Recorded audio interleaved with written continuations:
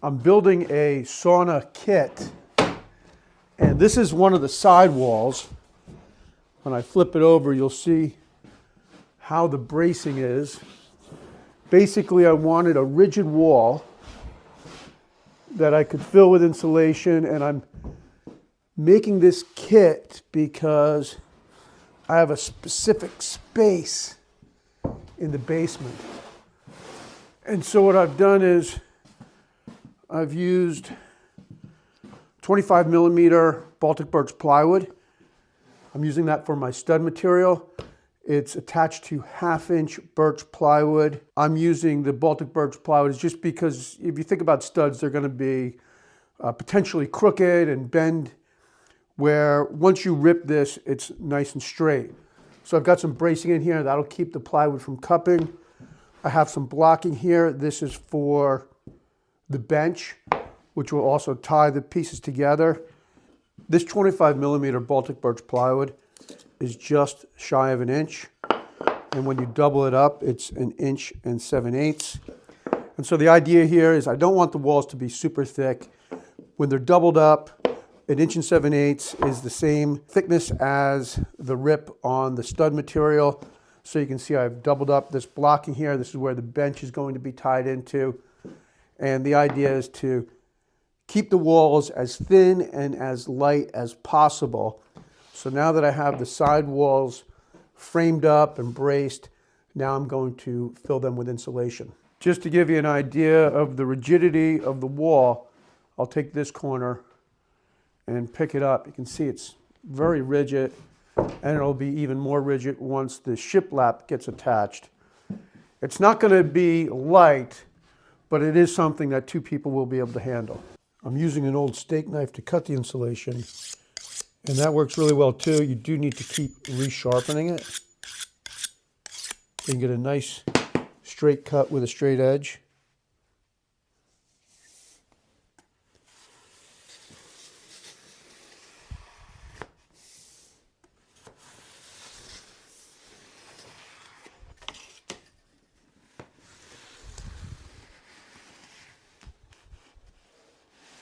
For the insulation, I'm using rock wool comfort board. And I'm just putting a few dabs of hot glue down. And I picked it because that's what you're supposed to use is rock wool. I forget exactly why, but you don't want to use something like styrofoam or fiberglass. And this measures 1.5 inches, so it gives me a little breathing space between the stud material. And I'm trying to cut it so I have a bit of a friction fit, and that along with the hot glue will keep it in place. And then I put a few dabs along the edge, and that just sort of locks it in there.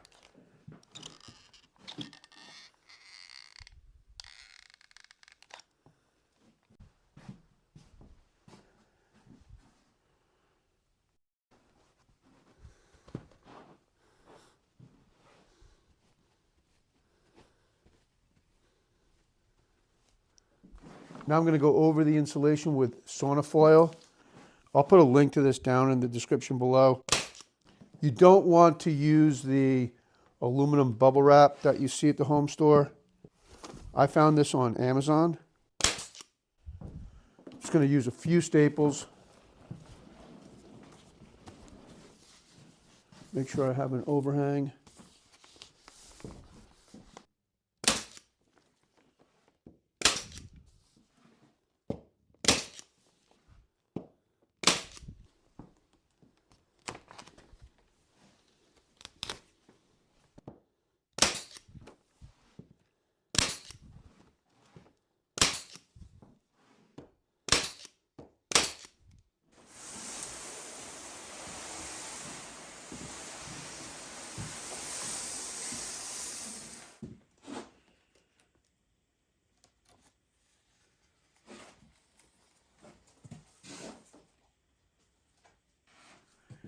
After attaching the foil, I ripped a few spacers at 1/8 of an inch to create a gap between the foil vapor barrier and the back of the wood.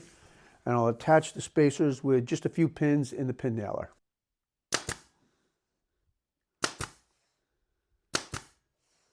I'm leaving a little bit of a gap at the top and bottom of the angled pieces for air circulation.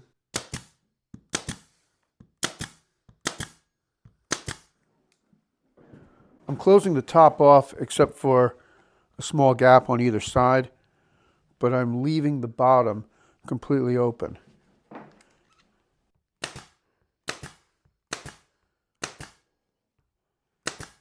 Just in case any condensation built up behind the wall, it could run down the wall and out onto the floor.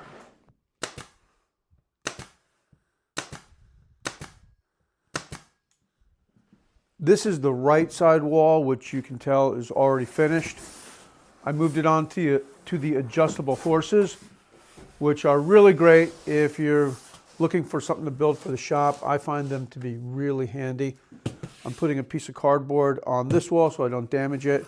Maybe I'll tape it down a little bit so it doesn't move. And then I'm going to slide this wall on top of it and start to put down the siding.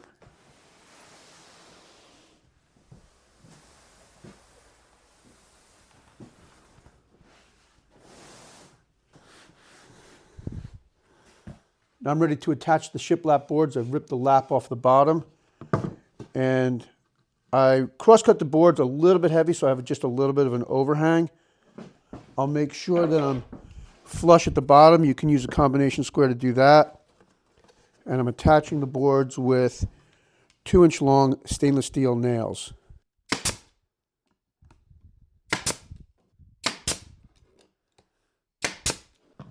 I've cut a stick so all of my nails are in roughly the same spot.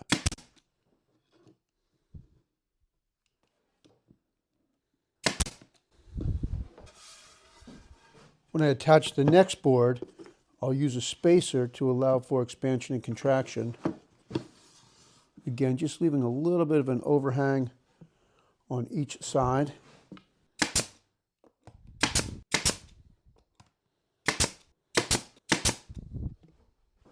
When I bought these boards, I bought them in random widths, and I'm using Poplar because I got a good deal on it.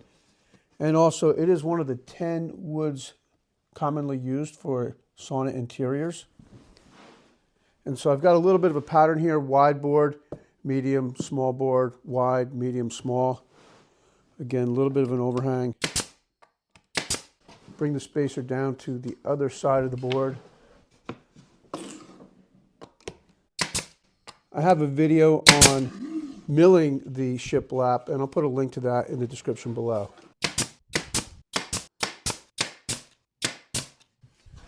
I've worked my way up the wall, and for this last piece, I'll hold it in position.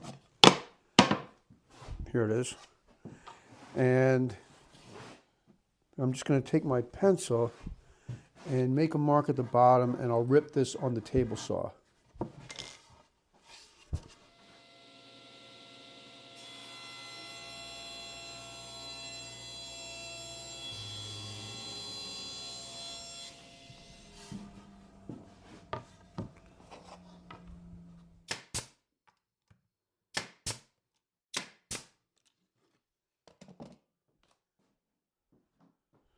I cross-cut these boards just a little bit heavy, and I'll clean them up with a flush cut bit in the router.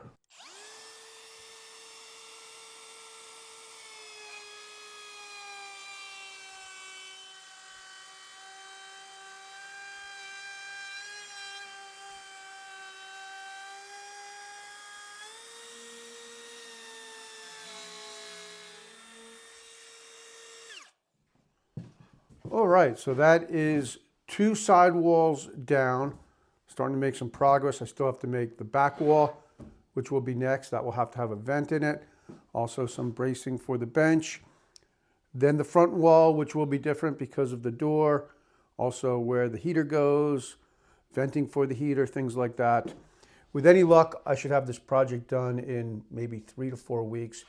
So we'll do another installment on this series, and maybe down the road I'll put it all together.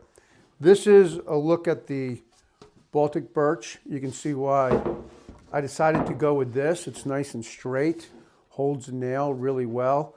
This is what the half sheet looks like.